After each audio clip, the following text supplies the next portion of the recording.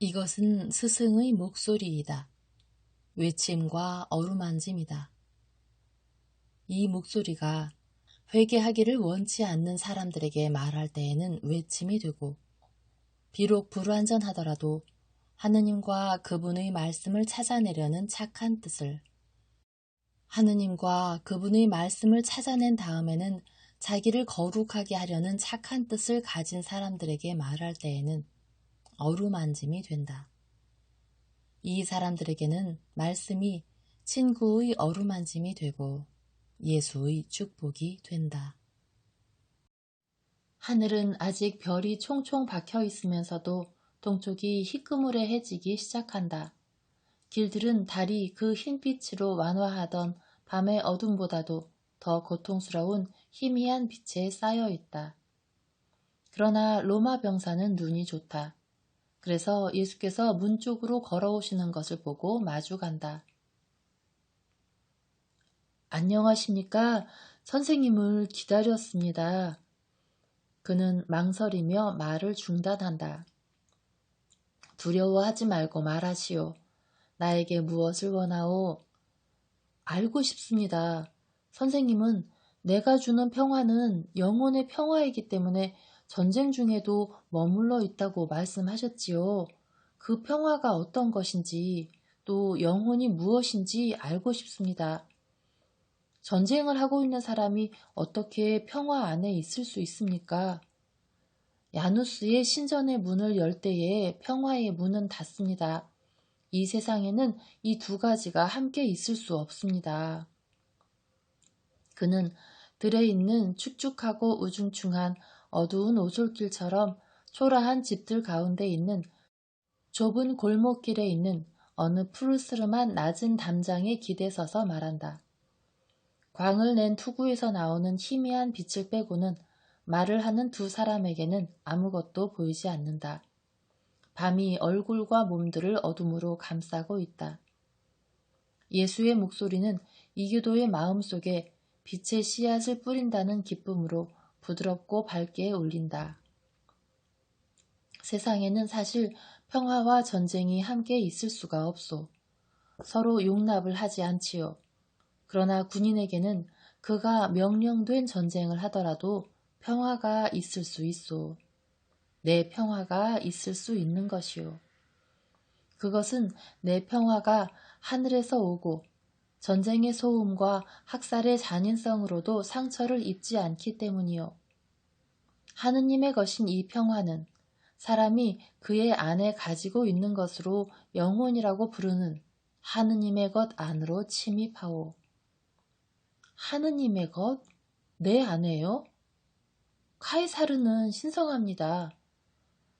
하지만 저는 농부의 아들입니다.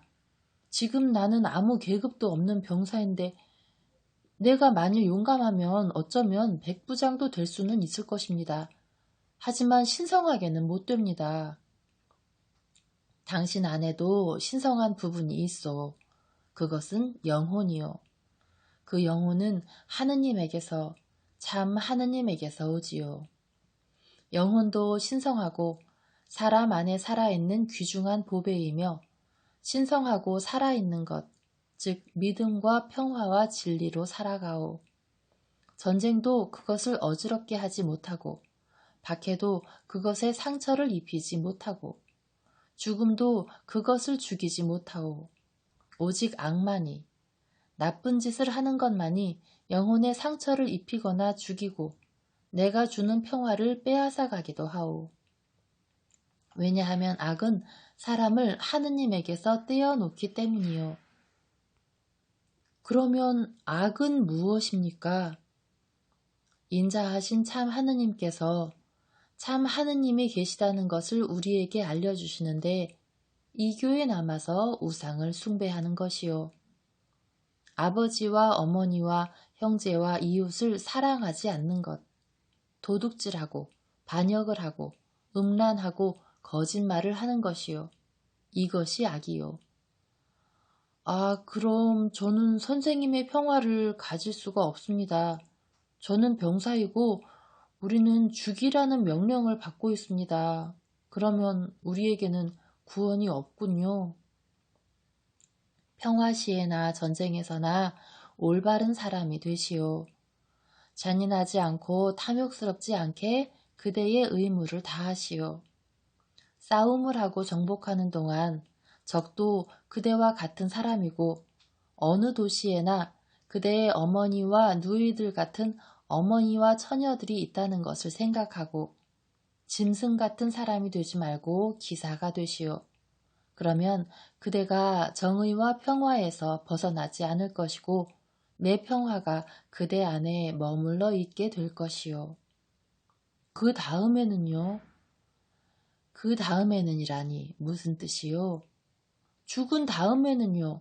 제가 악을 행하지 않으면 제가 한 선행과 선생님이 죽지 않는다고 말씀하시는 영혼은 어떻게 되냐는 말씀입니다. 영혼은 살아있소.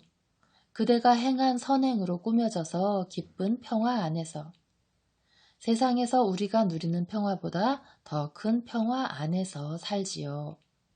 그러면 팔레스티나에서는 오직 한 사람만이 선행을 하고 있군요. 알겠습니다. 그게 누구요? 베다니아의 라자로입니다. 그의 영혼은 죽지 않았습니다. 사실 그 사람은 올바른 사람이요. 하지만 많은 사람이 그와 비슷한데 죽어서 다시 살아나지 않소. 하지만 그들의 영혼은 참 하느님 안에서 살고 있소. 그것은 영혼에게는 하느님의 나라에 다른 집이 있기 때문이요. 그리고 나를 믿는 사람은 이 나라에 들어갈 것이요. 로마인인 저도요. 그대가 진리를 믿으면 그대도 들어가오. 진리가 무엇입니까? 나는 진리이고 진리로 가는 길이고 생명이요. 그리고 나는 생명을 주오. 왜냐하면 진리를 받아들이는 사람은 생명을 받아들이기 때문이요. 젊은 병사는 곰곰 생각하며 말이 없다. 그러다가 얼굴을 쳐든다. 젊은이다운 깨끗한 얼굴이고 맑고 차분한 미소를 띠고 있다. 그리고 이렇게 말한다. 이것을 기억하도록 그리고 여기 대해서 더 많이 알도록 힘쓰겠습니다. 이것은 제 마음에 듭니다. 이름이 무엇이요? 베네벤토 사람 비탈리스입니다. 도시 근처의 시골이에요. 그대의 이름을 기억하겠소. 그대의 정신을 진리로 길러 참으로 생명이 있는 것이 되게 하시오. 안녕히 계시오. 성문을 여니 나는 성 밖으로 나가오. 안녕히 가십시오. 예수께서는 빨리 성문을 향해 가셔서 키드론 개울과 겟세마니 동산으로 그리고 거기에서 갈릴레아 사람들의 야영지로 가는 길로 급히 접어드신다. 산에 있는 올리브 나무들 사이에서 예수께서는 그도 역시 잠을 깨고 있는 야영지를 향해 올라가고 있는 가리옷의 유다를 만나신다. 유다는 예수의 면전에 있게 되자 거의 갑작스러운 공포에 사로잡힌 것 같다. 예수께서 말씀을 하지 않으시고 그를 뚫어지게 바라보신다. 저는 나 환자들에게 음식을 갖다 주러 갔었습니다. 그렇지만 나 환자를 흰놈에서 2, 실로암에서 5을 만났습니다. 다른 사람들은 다 나았고요. 아직 거기에 있긴 하지만 아주 말끔히 나아서 저더러 사제에게 알려달라고 하더라고요. 저는 그 다음에는 자유롭게 되려고 새벽에 내려왔었습니다. 이 일이 소문 날 것입니다. 선생님이 그 많은 사람이 있는 데에서 그들에게 강복하신 다음 그렇게 많은 나환자들이 한꺼번에 병이 나았으니까 말입니다. 예수께서는 말씀을 안 하신다. 유다가 말을 하게 내버려 두신다. 잘했다는 말씀도 유다의 행동과 기적에 관계되는 다른 말씀도 하지 않으시고 다만 갑자기 걸음을 멈추시고 사도를 뚫어지게 보시면서 물으신다. 그런데 내게 자유와 돈을 남겨주었다고 달라진 것이 무엇이냐?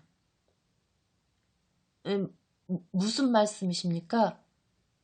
이런 말이다. 즉 내가 네게 자유와 돈을 돌려준 뒤로 네가 거룩하게 되었느냐고 묻는 것이다. 그리고 너는 내 말을 알아듣는다. 아, 유다야, 기억해라. 항상 기억해라. 네게서는 다른 사람들이 내게 주는 것보다도 사랑을 덜 받으면서도 내가 그 누구보다 더 사랑한 것이 너라는 것을 말이다.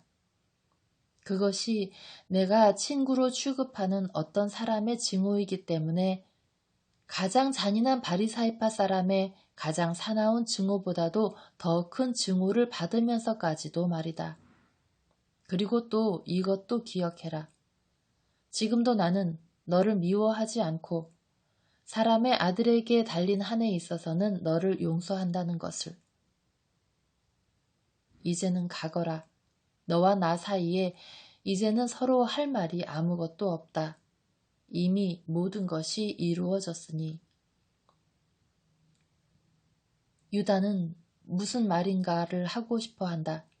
그러나 예수께서는 명령적인 몸짓으로 그에게 앞으로 가라는 표를 하신다. 그러니까 유다는 패배자처럼 머리를 떨어뜨리고 간다. 갈릴레아 사람들의 야영지 경계에 이르니 사도들과 라자로의 두 하인은 벌써 준비를 하고 있다. 선생님, 어디 다녀오십니까? 그리고 자네 유다는? 두 분이 같이 계셨습니까? 예수께서는 유다의 대답을 앞질러 말씀하신다. 나는 어떤 마음들에게 할 말이 있었고 유다는 나 환자들을 찾아갔었다. 그러나 그들은 7명만 빼고는 모두 나았다. 오, 왜 거기 갔었어? 나도 가고 싶었는데. 하고 열성당원이 말한다. 이제는 우리와 같이 가려고 자유롭게 되기 위해서 그랬다. 하고 예수께서 또 말씀하신다. 가자. 우리는 짐승떼의 문으로 해서 문 안에 들어간다. 빨리 하자. 예수께서는 앞서가시며 야영지에서 베다니아와 예루살렘 사이에 있는 길 중간으로 짐승떼의 성문 근처에 키드론 개울에 놓인 다른 작은 다리로 가는 길을 올리브나무 재배지를 통해 지나가신다. 농가들이 비탈에 드문드문 흩어져 있고 맨 아래 급류의 물 가까이에 있는 헝클어진 무화과나무 한 그루가 개울 위로 기울어져 있다. 예수께서는 그 무화과나무 쪽으로 가셔서 빽빽하고 기름진 그 잎 사이에 익은 무화과가 있는지 찾아보신다. 그러나 무화과나무는 쓸데없는 수많은 잎만 있을 뿐 그 가지에는 열매가 하나도 없다. 너는 이스라엘의 많은 마음과 같구나. 너는 사람의 아들을 위한 단 것을 가지고 있지 않고 불쌍히 여기는 마음도 없다. 이제 네게서 단 한 개의 열매도 결코 열 수 없을 것이고 장래에는 아무도 네게서 포식하지 못하도록 되어라. 하고 예수께서 말씀하신다. 사도들은 서로 쳐다본다. 어쩌면 열매 맺지 못하는 야생목일 수도 있는 초목에 대한 예수의 분노에 사도들은 놀란다. 그러나 아무 말도 하지 않는다. 나중에 키드론 개울을 건넌 다음에야 비로소 베드로가 예수께 여쭙는다.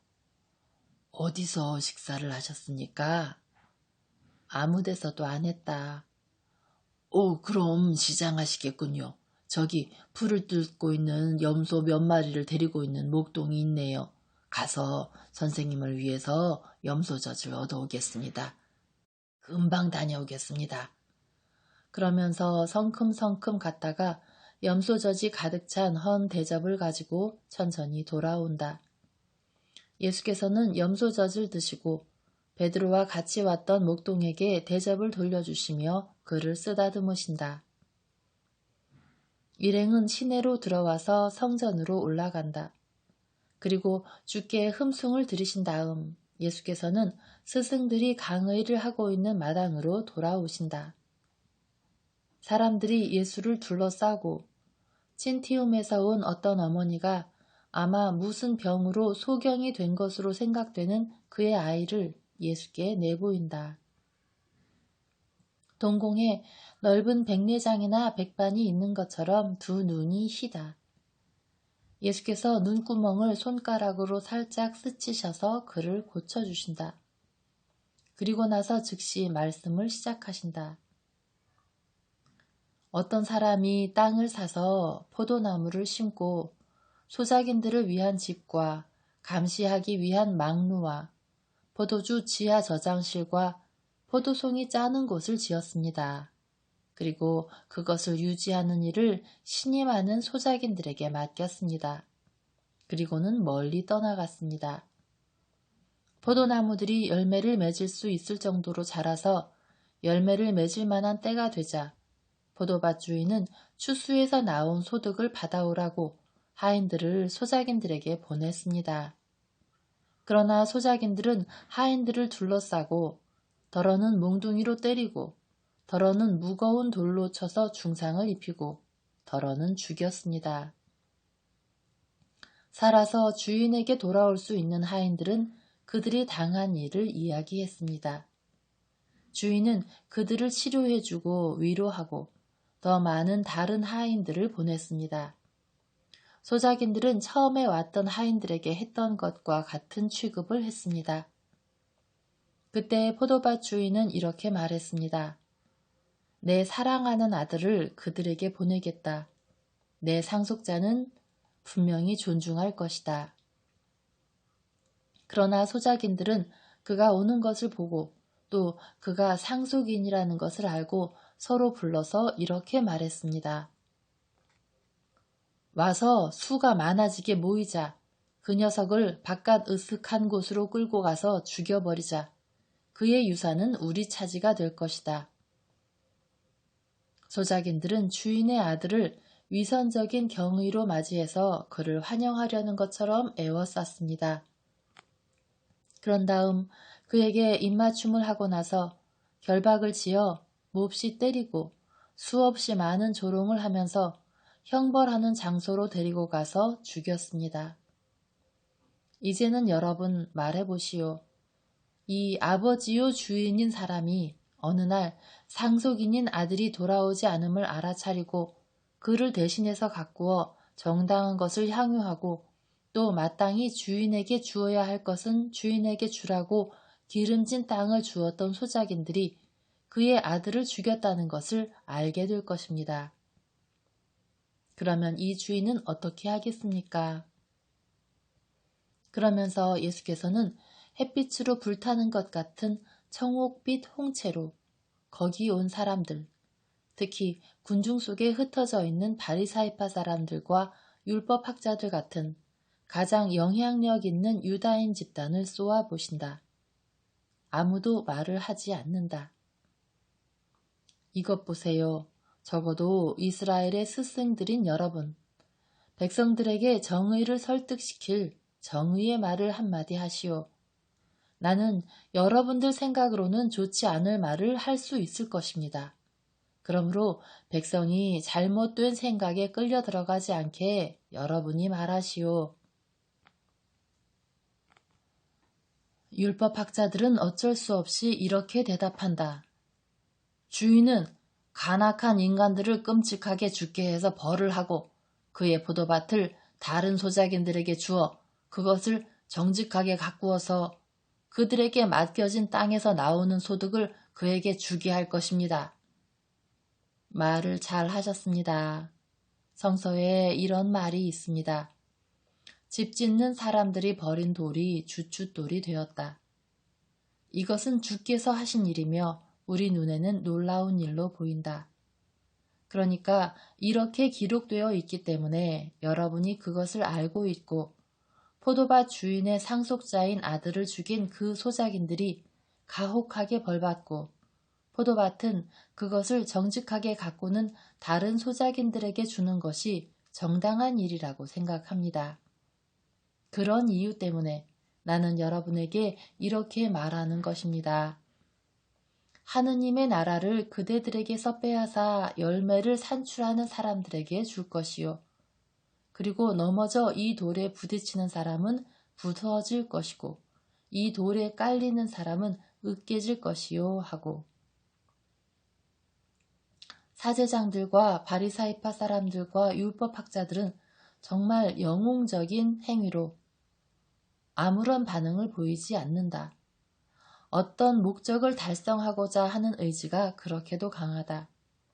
다른 때에는 훨씬 못한 일을 가지고도 예수께 반대했는데 주 예수께서 그들에게 그들이 권력을 빼앗길 것이라고 공공연하게 말씀하시는 오늘은 비난을 터뜨리지 않고 난폭한 행위를 하지 않고 위협하지 않으며 자물성 있는 거짓 어린 양이 되어 위선적으로 온순한 외형 속에 변함없는 늑대의 마음을 숨기고 있다.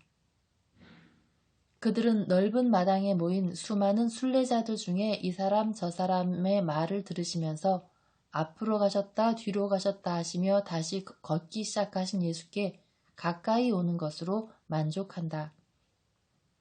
순례자들 중 많은 사람이 영혼에 관계되는 문제들이나 가정이나 사회 상태에 대한 의견을 예수께 청하며 그분이 어떤 복잡한 유산 문제에 관해서 어느 사람에게 판단을 내려주시는 것을 듣고 나서 자기들도 무슨 말을 할 수 있기를 기다린다.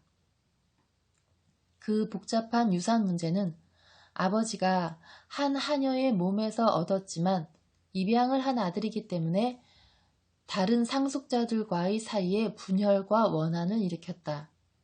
적자들은 그 하녀의 아들이 그들과 같이 있는 것도 원치 않고 집과 땅을 분배하는 데에도 상속인이 되는 것을 원치 않는다. 그들은 아무것도 사생아와 공동으로 가지기를 원치 않는데 어떻게 문제를 해결해야 할지를 모른다. 그것은 아버지가 세상을 떠나기 전에 자기가 항상 빵을 사생아와 적자들에게 똑같이 나누어 주었던 것처럼 그들도 유산을 똑같이 나누어 가져야 한다고 맹세를 하게 했기 때문이다. 예수께서는 다른 세 형제를 대신해서 질문을 한 사람에게 이렇게 대답하셨다. 모두가 땅을 조금씩 희생해서 그것을 팔아 전체 재산의 5분의 1에 해당하는 금액을 모으도록 하시오. 그리고 그것을 사생아에게 주면서 이렇게 말하시오. 자, 이것이 네 몫이다. 너는 네게 돌아갈 것을 사취당하지 않았고 우리는 아버지의 뜻도 어기지 않았다. 가거라. 그리고 하느님께서 너와 함께 계시기를 바란다. 그리고 당신들이 아량을 가지고 그의 몫에 해당하는 정확한 값어치보다도 더 주도록 하시오. 공정한 증인들 앞에서 이 일을 하시오. 그러면 이 세상에서도 이 세상 저쪽에서도 아무도 비난과 분노의 소리를 지르지 못할 것입니다. 그리고 당신들의 아버지께 불복종했다는 가책도 없겠고 또 참으로 죄 없는 사람인데도 당신들에게는 도둑을 하나 가지고 있는 것보다도 더 큰 불안의 원인이었던 사람이 당신들 가운데에 없기 때문에 당신들 사이와 당신들 마음에 평화를 갖게 될 것입니다. 그 사람은 이렇게 대답한다. 사실 이 사생아는 우리 가정에서는 평화를 빼앗아갔고 우리 어머니에게서는 건강을 빼앗아갔으며 괴로움으로 돌아가시게 했고 그의 것이 아닌 자리를 하나 빼앗아갔습니다. 여보시오, 범죄자는 그 사람이 아니라 그 사람을 낳게 한 사람이요. 당신네 아버지의 음탕이 그를 낳았고 그에게 고통을 주었으며 당신에게도 고통을 준 것이요. 그러므로 자기의 잘못이 아닌 잘못에 대해 벌써 호되게 값을 치르고 있는 그 죄 없는 사람에 대해서 공평하시오. 당신들 아버지의 정신에 대해서 저주하지 마시오. 하느님께서 그를 심판하셨습니다. 당신들의 아버지는 당신들의 벼락 같은 저주가 필요치 않아요. 아버지가 죄가 있더라도 항상 공경하시오. 그 자신 때문에가 아니라 하느님의 명령으로 당신들을 만들었고 당신들 집의 주인이었으므로 이 세상에서는 당신들의 하느님을 대리했기 때문입니다. 부모는 바로 하느님 뒤에 따라옵니다.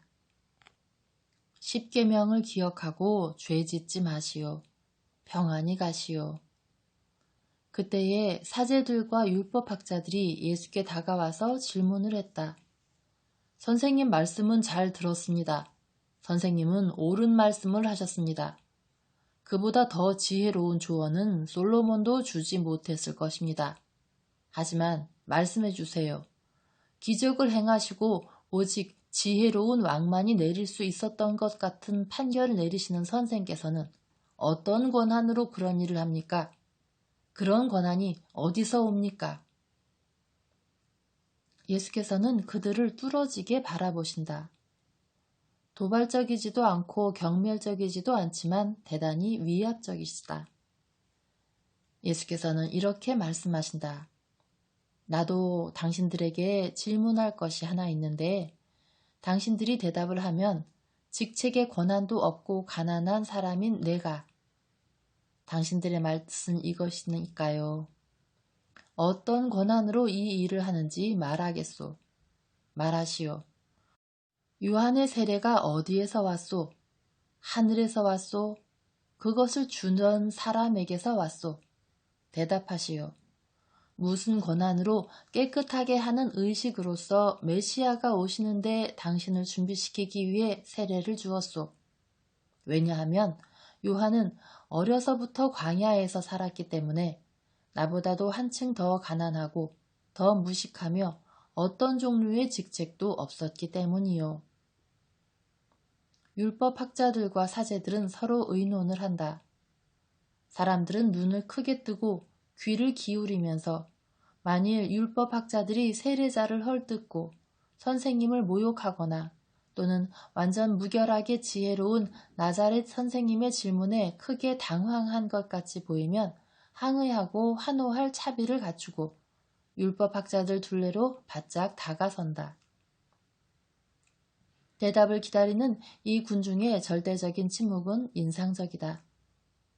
정적이 얼마나 깊던지 말을 안 하다시피 하며 서로 연락하고 그러는 동안 폭발 직전인 감정을 품고 있는 것으로 짐작되는 백성을 살펴보는 사제들이나 율법학자들의 숨소리와 속삭임이 들릴 지경이다. 마침내 그들은 대답하기로 결심한다.